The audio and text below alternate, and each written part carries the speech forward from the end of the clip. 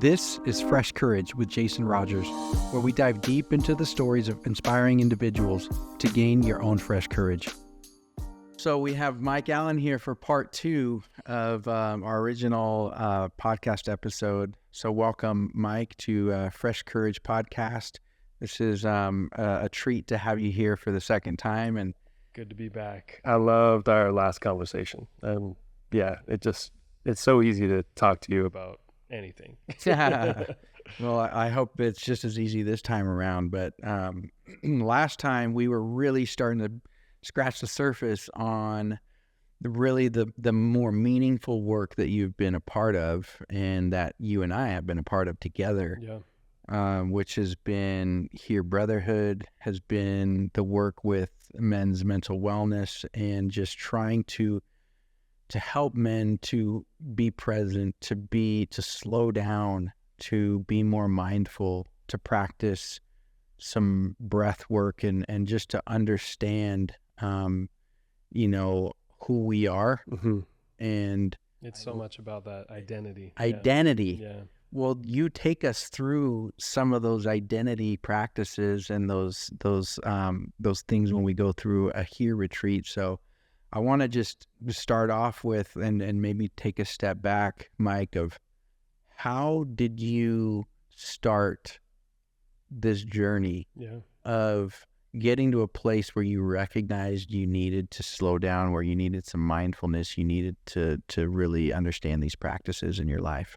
Oh, I love it. Yeah. So there's a couple influences and a couple of probably key moments as I look back.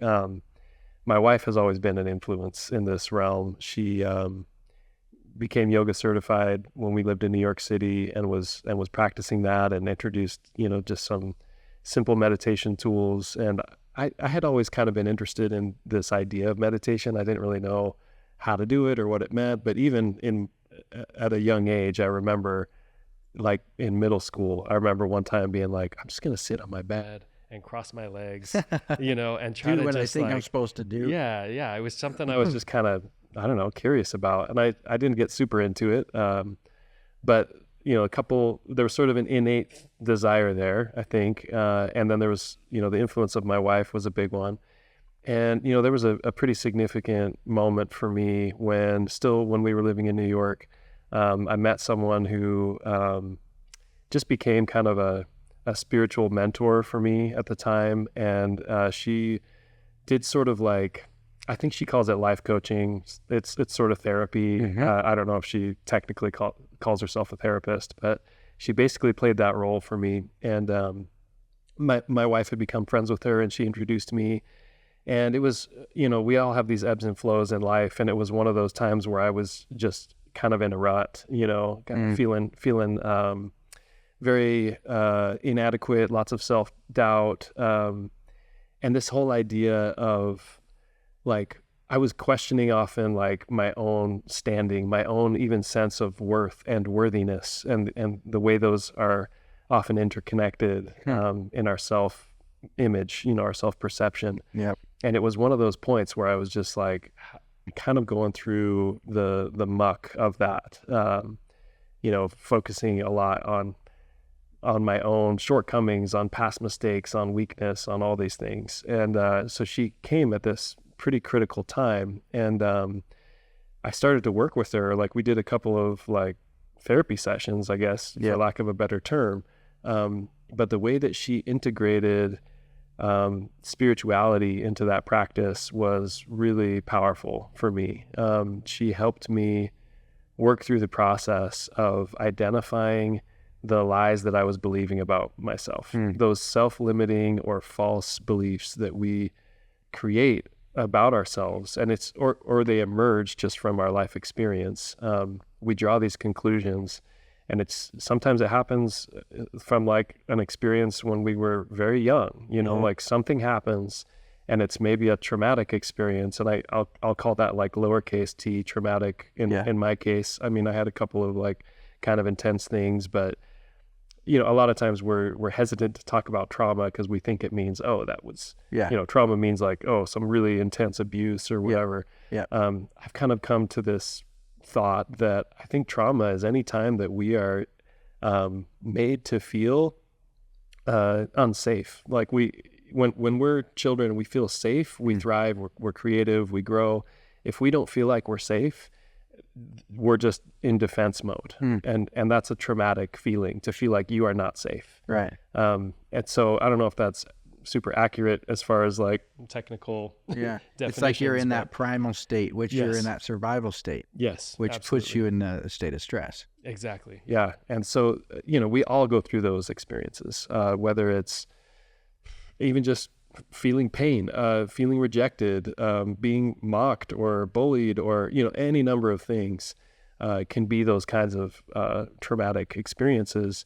And then from those, we create these belief systems.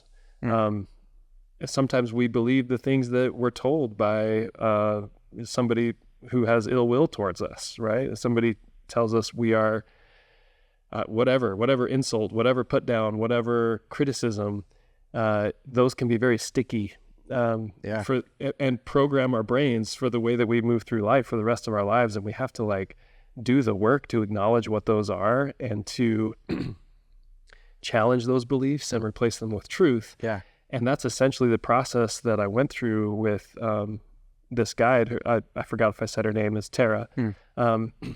She took me through a sort of meditative, therapeutic process where I kind of went back at certain points of my life and identified these moments where I just felt like I needed some healing, like I needed to face some things where those false beliefs were created. And sometimes I just created them myself based on my own disappointment with myself. It's like when I fall short, then there's the voice in my head that's like, see, dude, like you shouldn't even try. You're not good enough. You're not capable. You're not strong enough. You're not, all those things, right? All the things that we all just tell ourselves sometimes. Yeah. It's that inner self-critic can be so loud and so convincing.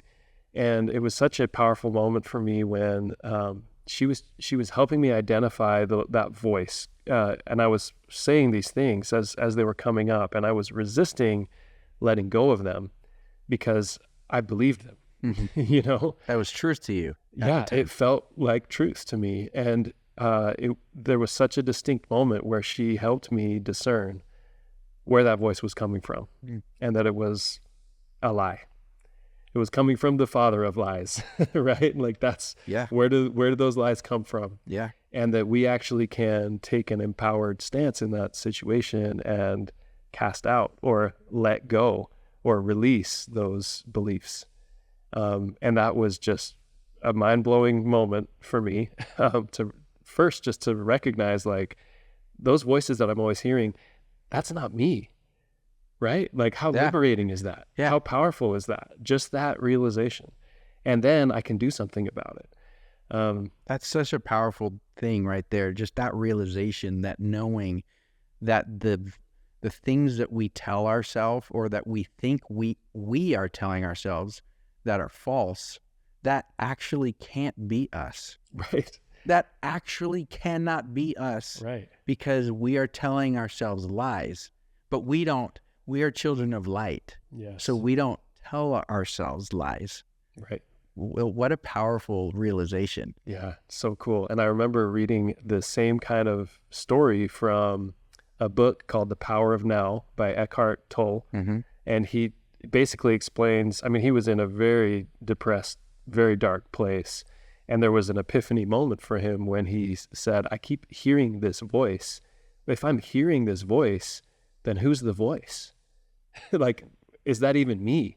And that was an epiphany moment for him. And he went into like this blissful state thereafter. And that was the beginning of his journey of becoming this like spiritual teacher, really fascinating. And there's, if we have a spiritual lens over this or even a doctrinal lens over this, there's so many things that line up there that are pretty fascinating. Like at least with my upbringing and my religious views, there's so much alignment with things that I've been taught there, and then these realizations and these practices. So mindfulness is so much about stepping out of the they call it like the monkey brain or the natural man or the primitive state or the primal state. It's about taking a step back from that And without, this is where so often I would go wrong, without judging or condemning or hating that exists, right? Like that's part of like the shame spiral where you get stuck. But if you can take a step back from that and just observe that that's there, but not associate with it, not at one with it, not attach our sense of identity to it, but just let those thoughts come and go and just release them. They come and go without judgment, right? Like that is, that was sort of the beginning of leaning into a practice of mindfulness. It's like a conveyor belt of thoughts. Yes. Or it's sometimes we talk about clouds in the sky, right? And some are gnarly thunderstorms and they're like tornadoes, and it's like so easy to get sucked into that and to feel it all and to experience it. And, and we're going to have those moments. We're going to have those times where we get sucked in. And then it's just the practice of, okay, can I just feel this and allow it to release and to let go of it? That was, I think, another part, important learning was sometimes we just have to feel the darkness or the difficult emotion that maybe we've been trying to escape or numb from, to be able to let it go instead of trying to suppress or fight it. I know there's a lot of good like intention around when people are like, you got to fight and like get back on the horse and like, and grind and, there's cowboy up. There's, I know there's like good intention there of like, empowerment, but I see it differently now than I used to, which is not that I need to go and like fight these demons and whatever. It's like, no, I can actually just let them go. And cast them out even if needed. And not engage in this, this fight against myself or against some opposing force, but to literally just allow it to leave. That's incredible. I mean, the idea of surrender, right? It's a fascinating concept, and it's a challenging one to fully like experience. So Tara was, very pivotal in your discovery of self. Right. Well, so where we went from there, it was identifying those lies. And that is an emotional experience too, because it's so vulnerable. And it's like you get down to the nerve of the thing that maybe you feel the most ashamed about, or the most guilty, or the most fear, or the most regret, or the most anxiety, whatever it may be. It's like you get to that place, and that is the feeling it, right? Like that is the experience of like, I'm facing this and I'm feeling it. And it sucks and it's hard, right? But I acknowledge it's here, and you feel it, and then you can let it go or cast out, in the case that, in the way that she was guiding and helping me through this. And then what does that do? You release it, and it creates space and allows space for reprogramming the brain and identifying what is the truth. If I've been believing these lies about myself, and mine was a lot around my feeling of self-worth and of worthiness, if those are not true, then what is true? It's usually some form of the positive opposite of the lie. And so the exploration for me at that time, and even to vocalize it, say it out loud. Like there's power in that, in our words, right? There's power in speech. No doubt. And it was awkward in the moment to be like, okay, like I'm just gonna say, I am, I am powerful. Worth. I am of great worth. Right, whatever it was. And for me, I had a hard time just saying I am powerful, because I was like, I don't think I believe that. It has to feel true. But what I did identify was that I'm trying, and trying means, in my view, trying means being worthy, because worthiness does not require perfection. Worthiness means I'm trying. And if I try, therefore I'm worthy. And then I can say I'm worthy.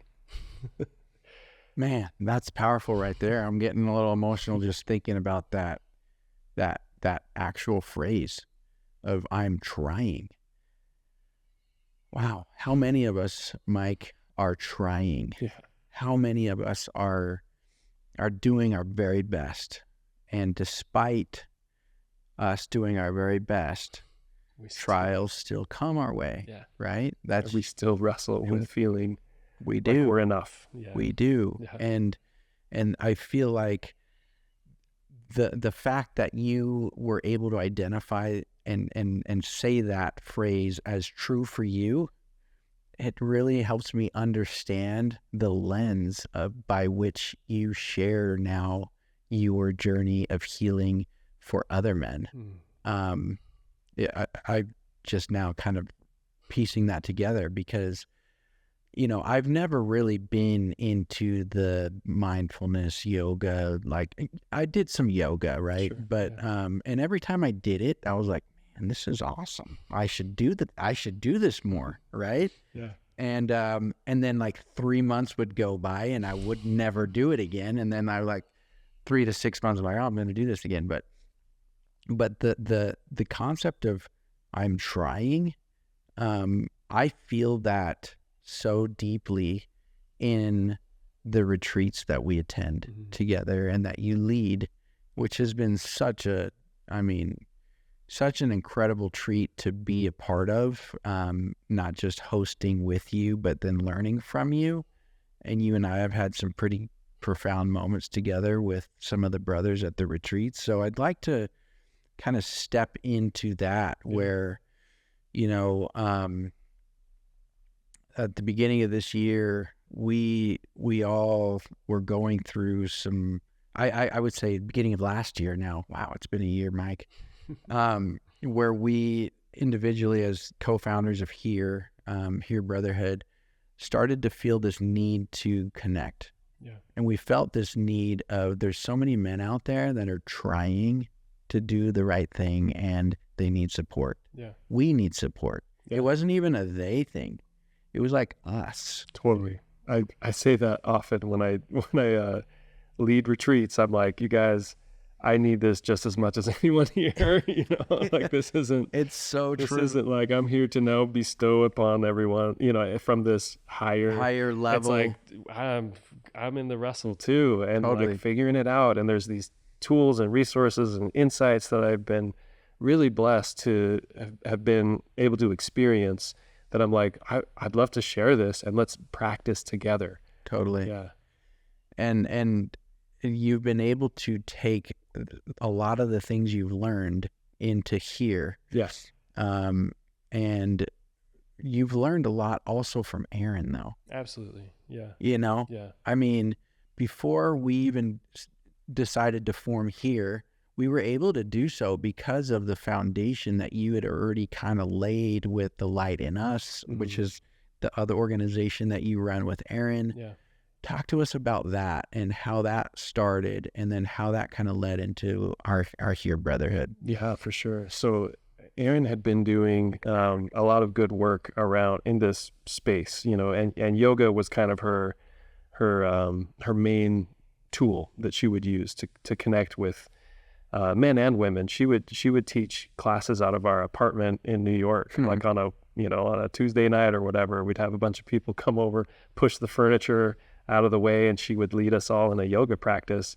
And what I loved about her approach is it was never just about like the physical, the exercise component, the strengthening and the flexibility and all that. It was, for her, it was like a mind, body, spirit experience.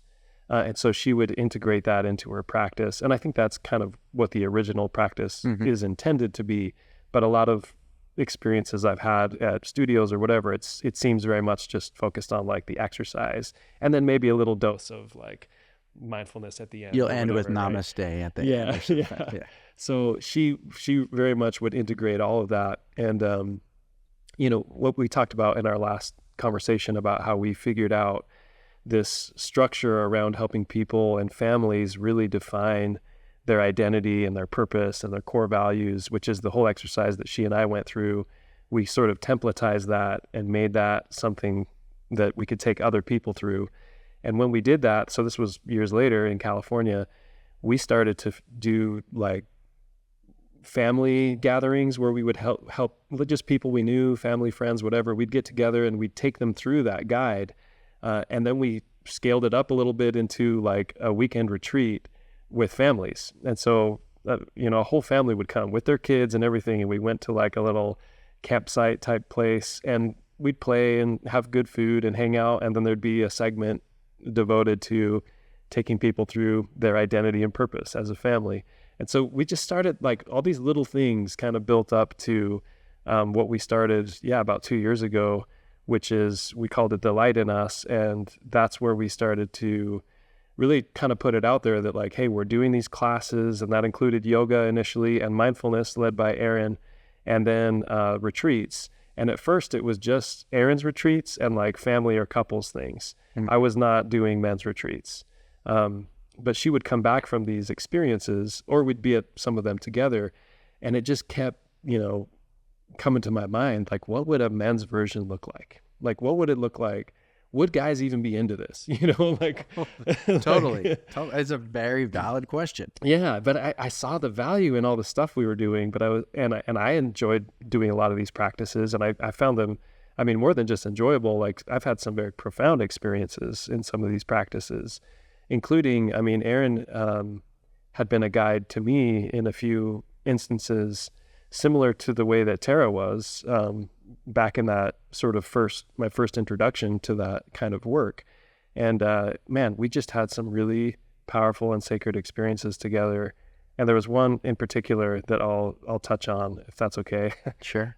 There was one, I think we were in California when this happened. Again, the ebb and flow. This was another low point for me. It's the waves, it's like things are great, and then things fall apart, and then they come back together again. I was in another one of these funk spaces, and I'm seeing that's just a part of life, It's like not to fight or run from that, but to be like, yep, okay, here comes another wave. Yep. And she just so gently guided me, and so simply. I think I woke up at like 4 a.m. or something, and just had a lot on my mind. Was having a hard time falling back asleep. I was just feeling the weight of a lot of issues that were going on in our family, in our personal lives. And she woke up too, and saw that I was awake, or could tell that I was awake. And she just gently placed her hand over my heart and just started to guide me. She was like, just close your eyes and just visualize, where are you right now? Like, if you could just kind of metaphorically, I don't think she used these words, but like metaphorically describe what it feels like to be you right now. Like, where are you? What's happening? And immediately I could visualize being like in a war zone, like in a bunker, or like in the trenches, right? I was just in these trenches. It was sort of, like old style war fare or whatever. And just like being bombarded, just all kinds of, shells and bullets and explosions, and like, across the dirt over my head, it was like, like just, and I'm just hunkered down. I feel like I can't get out, because if I stand up, I'm done, and I'm alone, and I'm not armed, and I'm just sitting there like, and I'm like powerless, stuck, afraid, just in this scene, like this pretty pessimistic situation. Right? Yeah. And so that's where my mind went, and I just started to share all of that, and it was pretty emotional just to even talk about that, like that's really where I was at mentally, or emotionally, spiritually, all of it. Like, that's what I was feeling at that time. And her next prompt was just so simple but so beautiful, and I think she was just guided to say this. She said, I want you to imagine that your Savior comes into this scene, and just what happens. And so I imagined suddenly, up on top of this mound that I'm hiding behind, this being of light and power walks in. And just with all the dust and everything, there's just this glow around him. I didn't imagine sort of like the way that Jesus might be depicted with like brown hair and sandals, or, and a robe. It was just this being that was full of light and glory and power, just like illuminating the space. Cool. And he walked in and just turned away from me, but towards these unseen enemies, and everything just stopped. It was just totally calm, just totally peaceful. And the dust settles. All he did was just face those enemies, and I was saved. I was spared any more of these attacks. And there was a few more things about this that I'll maybe talk about at another occasion. That's about where I feel like I'd feel comfortable sharing up to that point. But I'm telling you, it was a visualization that afterwards I was like, visualization, vision, like how intertwined could those things be? It was just incredible. I mean, the fact that how in tune your wife is with you, but with her family, with where she receives her guidance from the Spirit. I mean, that is such a blessing. And you have been you've been a recipient of her being in tune, right? Absolutely. And I have been therefore a recipient of you being in tune and having learned from such an awesome example. Because you went from being the branding guy at DoorDash to then, really stepping into this space where you were learning how to create space for yourself to heal, create space for others. And I know from your perspective that Aaron was monumental and you kind of getting into that space and really 100%. Not just getting into it, but really flourishing in that space. Experiencing it. Experiencing it. Yeah. That's where I think that's where the power is when you've tasted of these kinds of experiences, when you've felt them, and then you can in turn help guide others to do the same. Yeah. It's an incredible thing, just the abundance of that, just like the ripple effect of that. And in turn, I've been able to help Erin through some of her low points in a way that I'd never had before those experiences. We've had some just incredible healing and powerful experiences, and very spiritual and very tender, and our relationship has just gone to a depth that I didn't even anticipate. And then there's still the struggles and still the ebbs and the flows, but now you can recognize them as such. Totally. You can recognize them as ebbs and flows. You can recognize them as exactly what they are.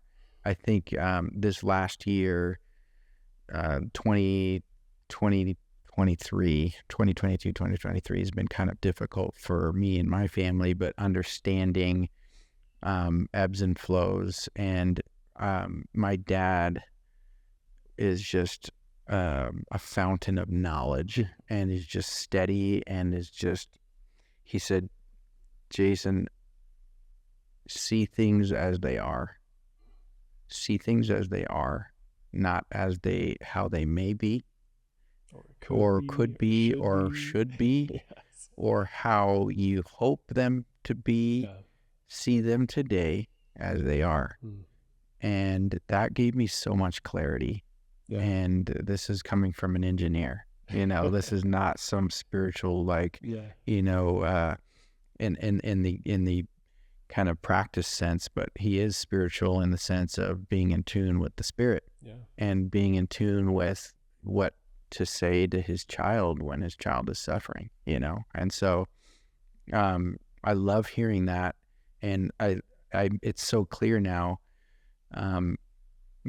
where you've been able to be such a huge force for good within the Here Brotherhood, and for me personally, having understood now where that foundation comes from.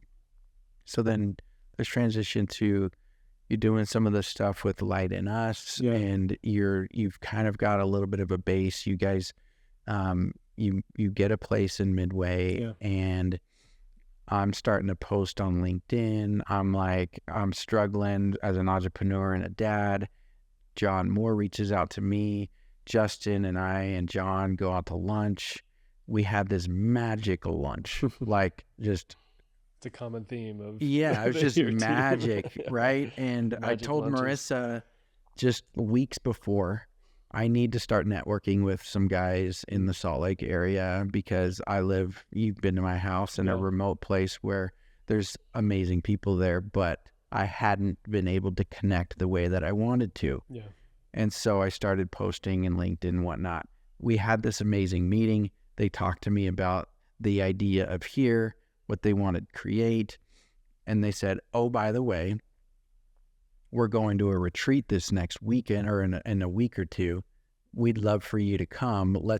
And they kind of jumped the gun. They're like, we don't know if there's any room left, but we'll find out. Yeah. Sure enough, Justin reaches back out and is like, hey, there's one more spot. Somebody dropped out and for a retreat at our friend Mike's place up in Midway. And would you like to come? And I was just like, sure. I'd never been to a men's retreat. It's to your concept. Would anybody even want to come to this thing? Right. And I just didn't know what to expect. And so I was like, yeah, let's roll. Let's do it. I need this in my life right now. I need to, go to some places I haven't been before to try and help myself to heal and have some space for that to happen. Yeah. That was the beginning of one of the more profound self-discovery paths I've ever taken in my life. And we had a very, very powerful breathwork session at your place where, I had one of the more profound experiences of my life. And you were there, and so were many others. And for those listening and watching and thinking, these guys are talking about having profound experiences, like this is a little weird or whatever. I invite you to stay open to the fact that you can actually invite miracles and profound experiences in your life if you are allowing it to happen and have the proper setting to make that happen. I mean, breath work, as you've described it and as many others have described it before, is as we breathe. I'm gonna butcher this, but go for it. As we breathe, the breath we take, it's as if we're saying the name of God. And if you could kind of share with our listeners what I mean by that. Sure. Yeah. I mean, what you're referring to specifically was something that I learned from the first time I went to a breathwork session, which was at a men's retreat, the first I had ever been to. And so just to connect the narrative quickly, I had been thinking about what would a men's retreat look like. Yeah. And my wife was like, well, I happen to know somebody who does men's retreats, and why don't you just meet him, talk to him? And so I did. And it was similar to your experience of like, you talk to these guys and then it's like, boom, we're going to a retreat. So I met this guy and he was like, his name's Brian, awesome dude. He's like, I've got a retreat this Friday. And I think I met him on a Tuesday or a Wednesday. So it was literally like a couple days later.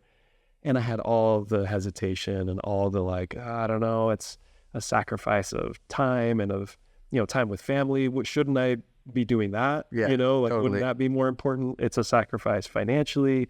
It's uncomfortable. It's something new and different. And I was like, I don't know. I finally, after a lot of back and forth, I actually had a conversation with Brian, and he just really beautifully supported my decision either way. But he just said, look, this is a way to invest in yourself and you're worth it. And that to me kind of stood out. I was like, I think he's right. I don't usually invest in myself like this, you know? Right. And I just appreciated that. And so I went to his retreat. There was a guy who facilitated breath work there, and he taught this concept, and it's a quote from this woman who wrote this beautiful passage. I don't know if it came from a sermon or a talk or where it came from originally, but she describes the name of God being Yahweh, and in the original Hebrew, it's just like YHWH. And scholars and rabbis have noted that those sounds together are like a cycle of breath. So the YH is like the inhale, and the WH is the exhale. And so put that together, and it's the name of Jehovah or Yahweh. And she goes on to just write this beautiful passage about how profound that is, that a child's first breath, and every time we breathe in every circumstance of our life, when we are afraid, we have to take slow breaths to calm ourselves. And just all these beautiful moments where you think about the way your breath supports and sustains you through thick and thin, through all of it, all praising God without us even realizing it or being aware of it, all the way until our last breath, the last time we speak his name, and then we get to go and be in his presence. I mean, it's just a profound, beautiful concept. And for me, when I had heard of things like holotropic breath work or any of these kinds of practices, like I've sometimes struggled with even the idea of wanting to go and try that stuff, because I'm like, well, I don't know. It seems like it's trying to be something that maybe I don't believe, maybe it doesn't align with my beliefs. Totally. When I experienced that with Christ, with God at the center of it, and then went into that practice, it was completely different. It was different than my expectations. It was completely an integrated part of my spiritual practice and experience. Instead of being this out there thing, it came right to the center because Christ was at the center of it. That, I have to tell you, Mike, was the reason that was, for me, I think, so pivotal, and the reason why that was so powerful for me. Yeah. Because I felt very much the same way, where I was like, I don't want to just be going to, like, you've heard of these retreats where people go into these hot tents and like they do some, ritual, and then it's on like Dateline, Right. You drink some weird tea, like, or something, and we're, what are we doing here? But when we can center this back to the root of our belief system, yeah, and then we're able to then work from that truth and that center, that's so powerful. That's where the power was for me. And even after all of that beautiful passage and the quote, and then we went into the breath work, and there's like this loud music, and I've got this mask on, and I'm breathing differently. I'm breathing through my mouth, and it was weird still, right? Initially, I was like, okay, this is a little uncomfortable. And I remember just being really aware of my physical body, just like the dryness of the mouth that I was starting to feel, the loud sound, and the music's beautiful, but it was just cranked up, And the thing I kept thinking was, God is above all of this. Like, this is just a means, it's a tool, and God is above all of this. Mm-hmm. And God is above all of this. And I just kept thinking and feeling that. And then I felt like something just broke through the distraction. And I mean, it was like a wave, and it was this clarity, and it was a message that told me I could just be free of all of the distraction, of all of the, again, similar themes of I'm hitting all these points of my journey where I was at these kind of low moments, and this was a moment where I was feeling pretty lost. Yeah. And all those kind of same old doubts and fears and false beliefs creep back in. Like, whenever we're in a vulnerable state, right? Those voices get louder again. Yep. And I felt like I just had permission to let it all go, just release it all. And it was so emotional and spiritual all at once. I just was like sobbing, I just letting it all go.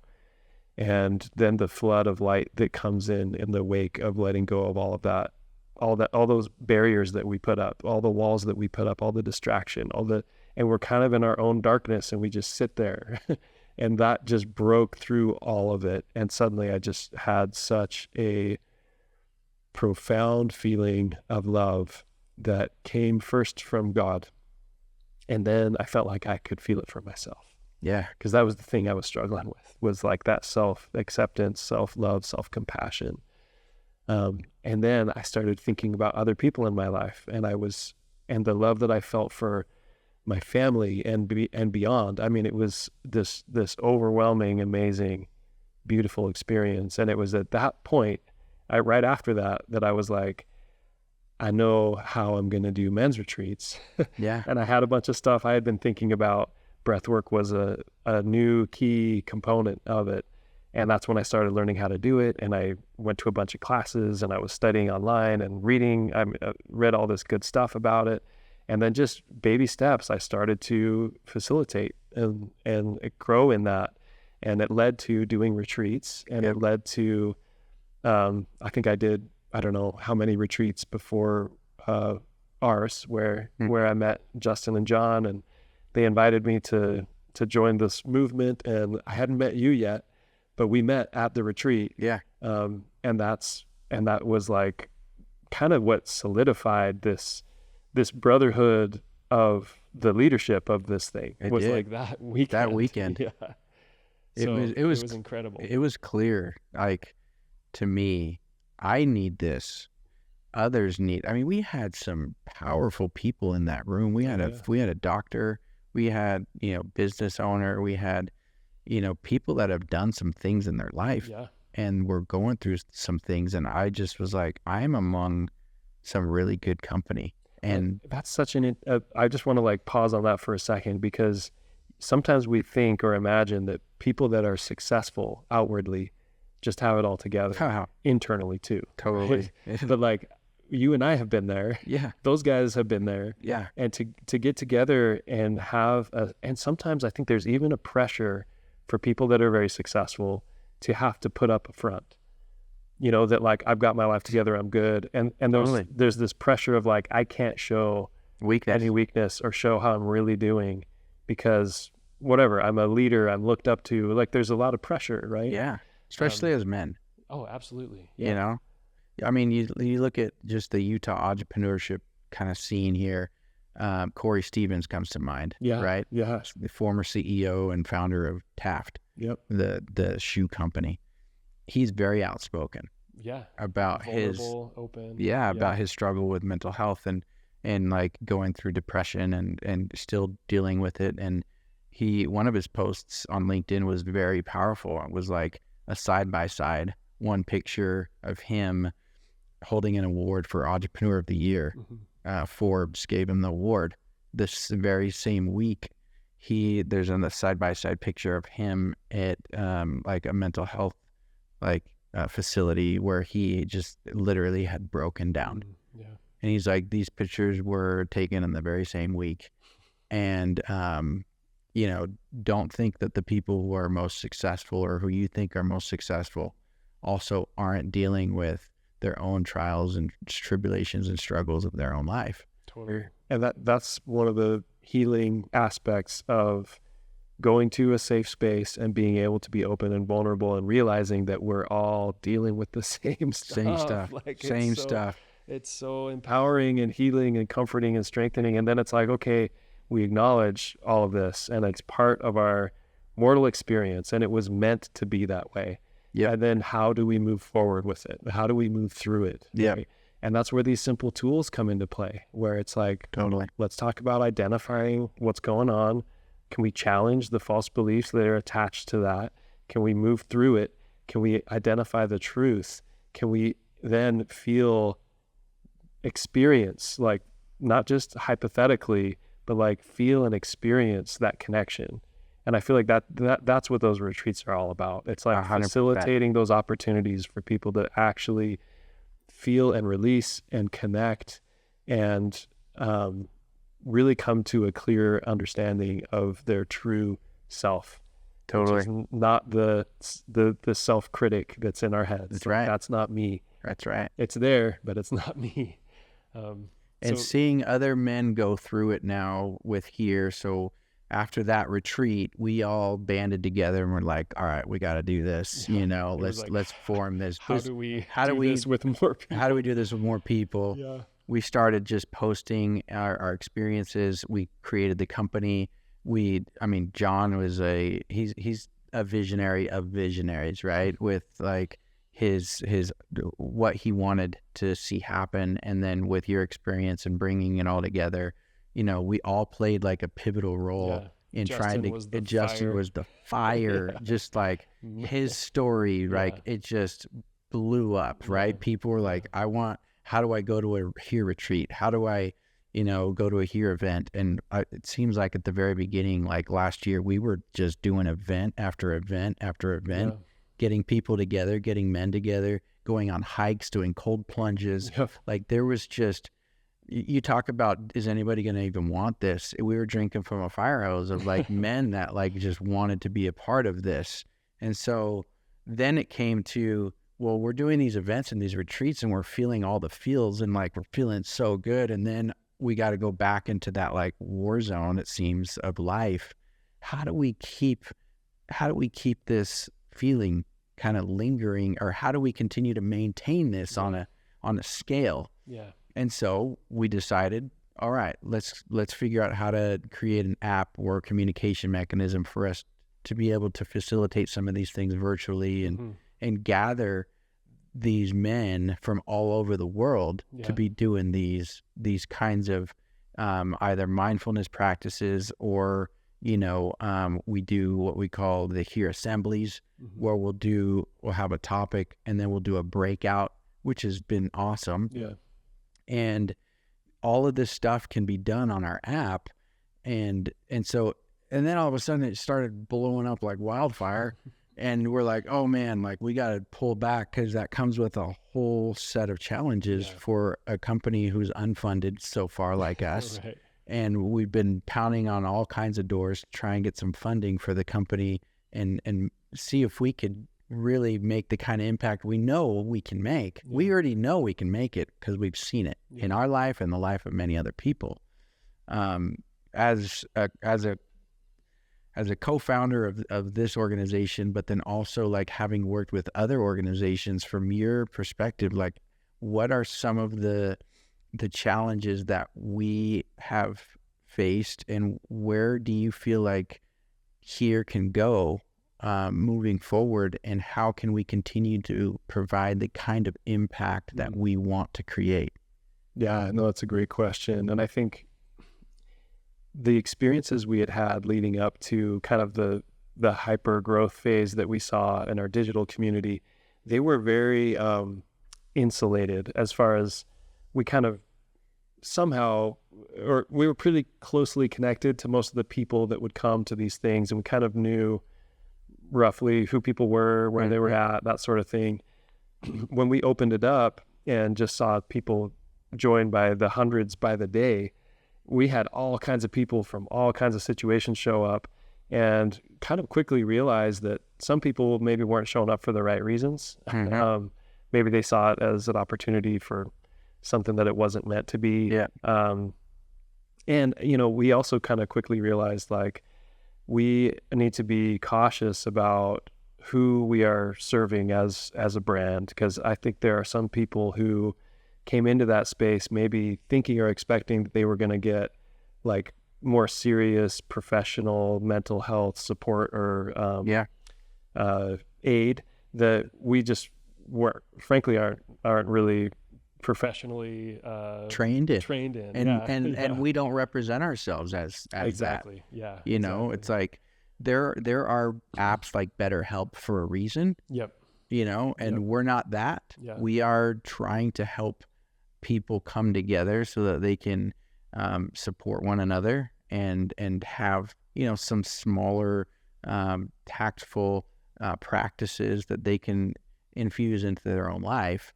Still very profound. Still profound. Still very needed, but it's a different thing. Different approach. When it's like, if somebody is really in the depths of like mental illness and needs professional help, we're kind of like, we're probably not the right resource for somebody in that state. And we came to realize that in a couple of instances. Of course, with the influx of all these people, it was super exciting and it was amazing. And I think for the most part, there were a lot of good things happening and a lot of great people joining and a lot of good energy around it. Any problem, though, that came up, any issue came straight to us. Mm-hmm. And so I feel like we had a very distorted and biased view of like the lay of the land. We just saw only the problems, and it really felt magnified to me, where I was like, oh, like this is not what we meant to have happen, And so I was kind of panicking, and I know I probably was overreacting in some cases, but yeah, anytime you have sort of a rapid growth phase, it's going to break some things. It's going to shake things up.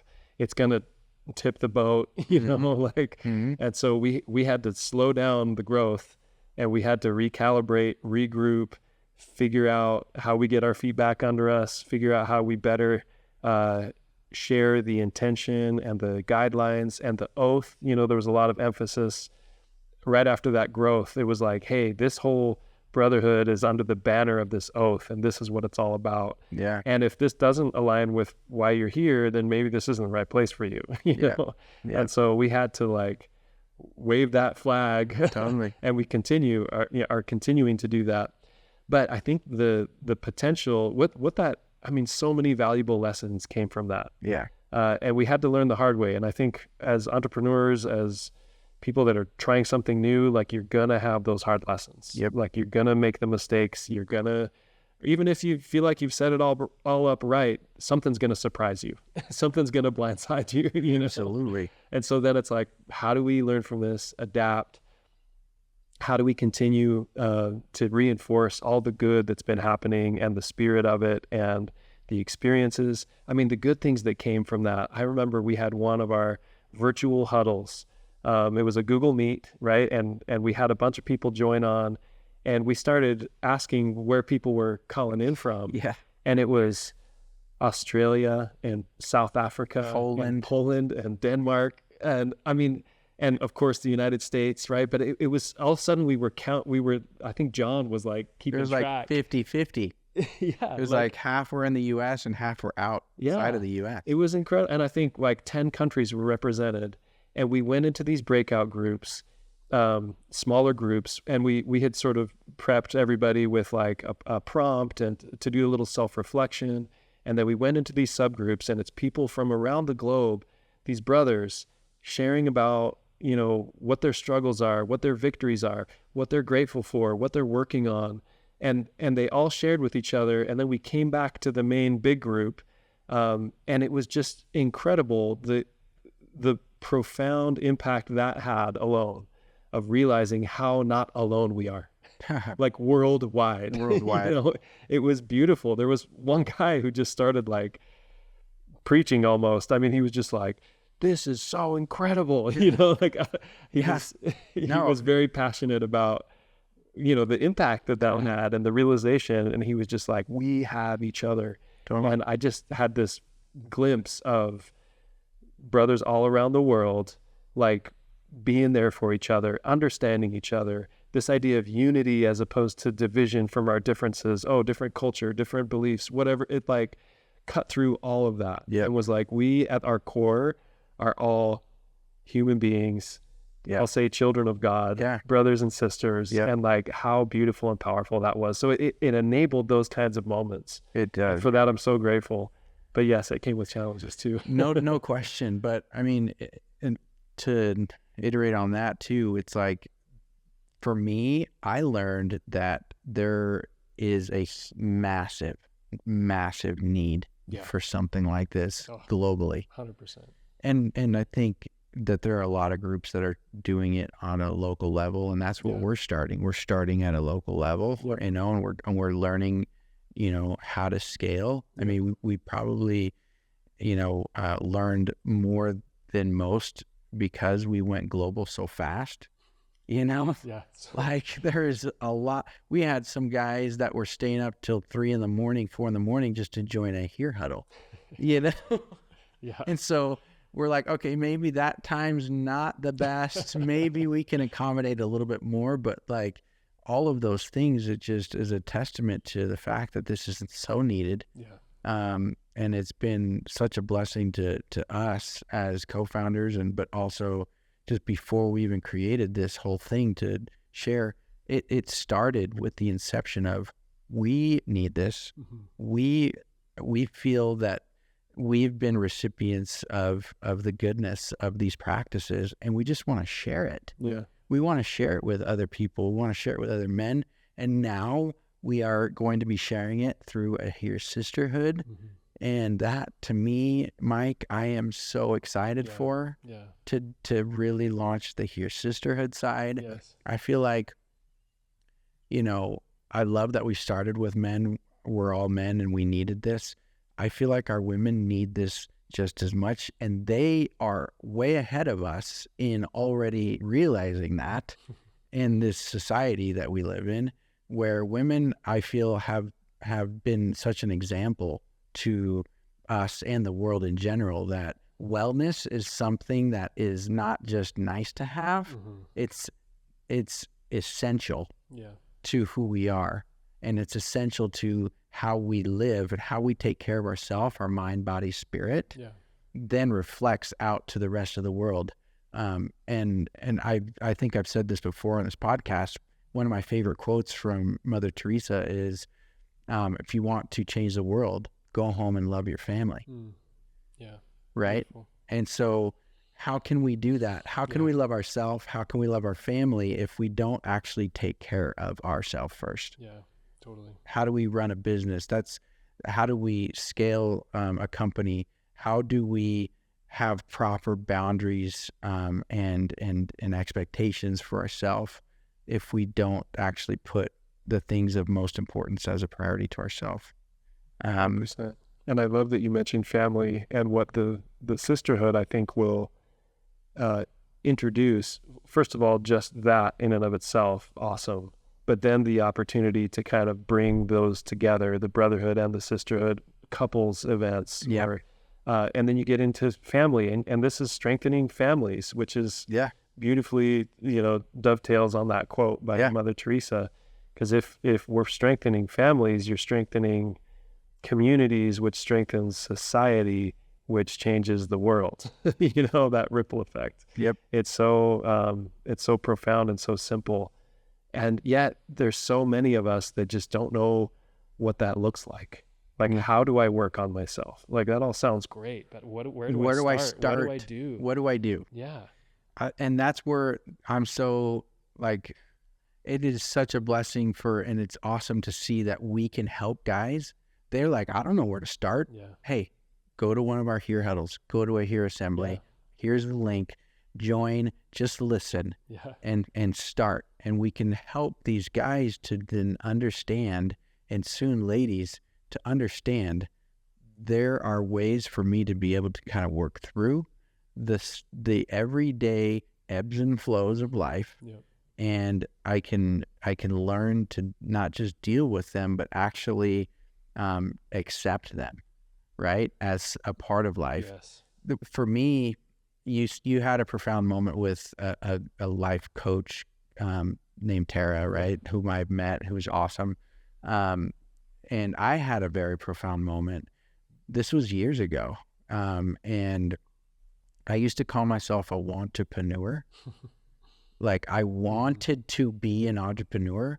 And I'd heard that term, and it's almost like a derogatory term in the way of like entrepreneurship. And the funny thing about it is I just bought the domain want2preneur, because I'm turning that derogatory name into something that's going to be amazing for so many people. Awesome. But I used to call myself a wantrepreneur as a put down, and because I was working a corporate job, I wanted to be this guy that had a company and that was, just doing his own thing. And I just didn't know how to make that step. I didn't know where to start. Okay. So then I talked to this friend of ours who does some, she does some energy work and just really helps more as a coach, even to help you identify those limiting beliefs or those false belief systems within your own mind frame and work through them, very similar to what you went through. And I went through that practice, and it was very profound, where I realized I had been telling myself these lies that were not true also, and that I had it within me. And not only did I have it within me, but I had it within a power of my lineage. So my grandmother was a hustler and an entrepreneur herself. She was a single mother with 7 children that needed to provide ends meet in El Salvador. And she did anything and everything she could to provide for her children. Wow. And she was always looking for opportunities to be able to create.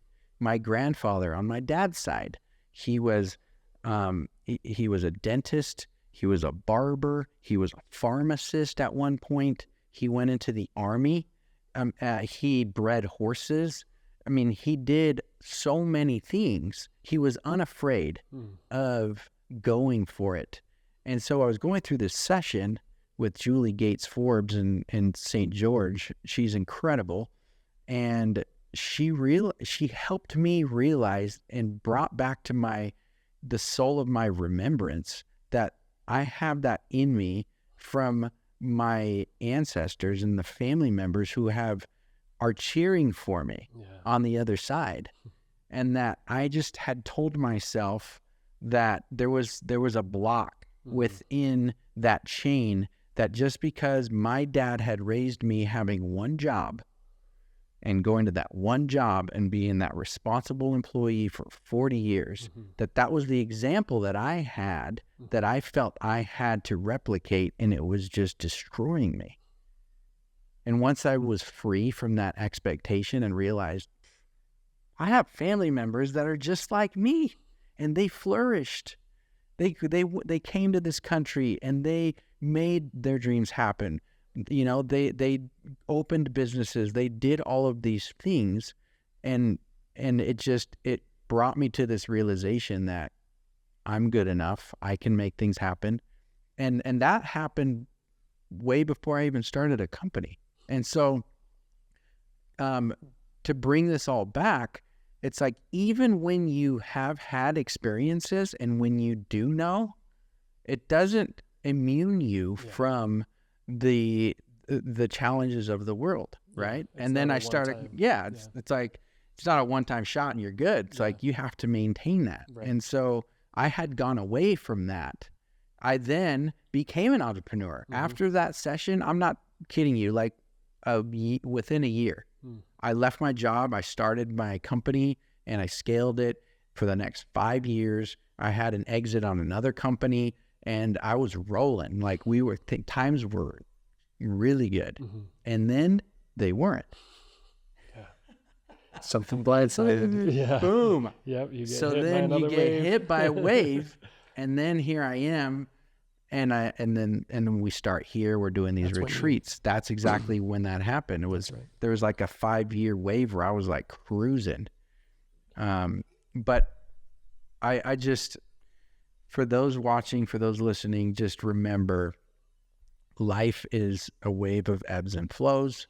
And when we get to those places where we're low, where we need some help, there are resources out there for us to be able to lean on, that we need to be better about speaking up. We need to be better about calling our friend, calling our family members, go to a men's retreat that you feel aligned with. Hopefully it's a Here retreat, right? That's right. But, I love that. I feel like what these experiences have helped me do is to just have more awareness when that next wave comes.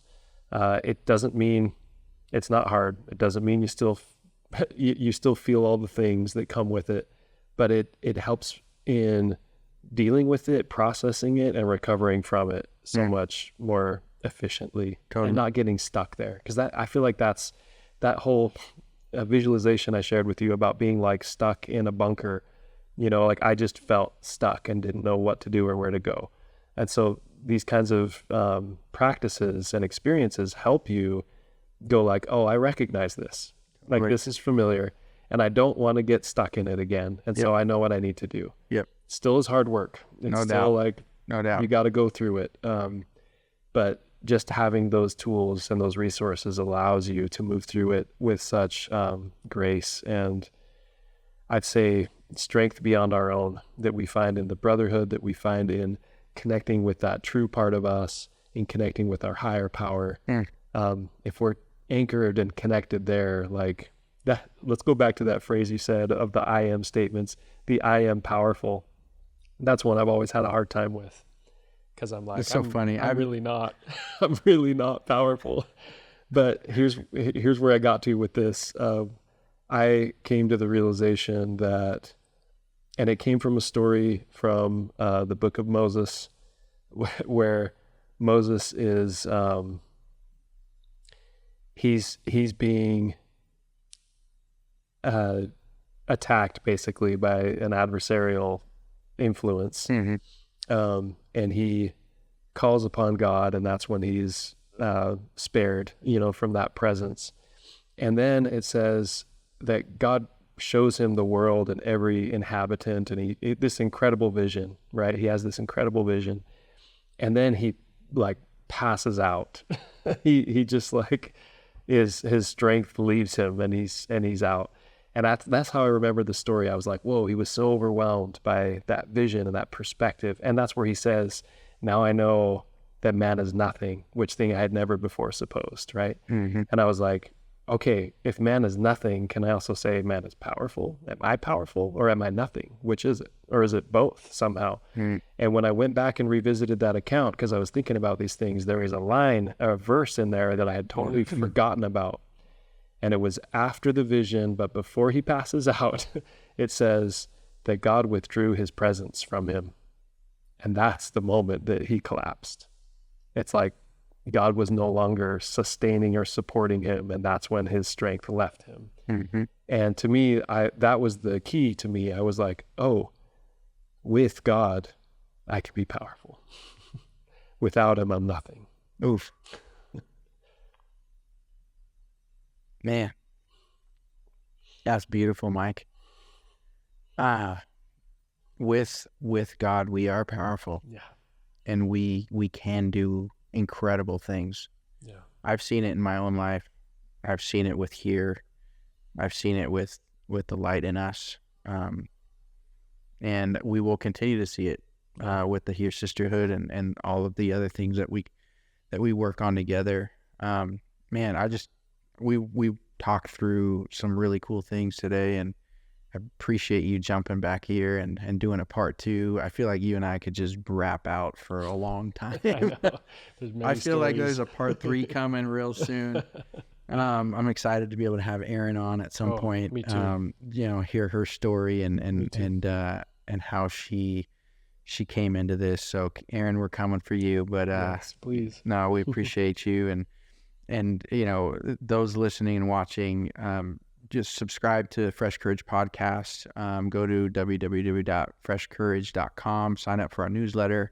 We'll have more episodes coming soon. We'll drop one weekly. So thank you so much, Mike, for being here. Hey, thanks again for having me. Always love chatting with you.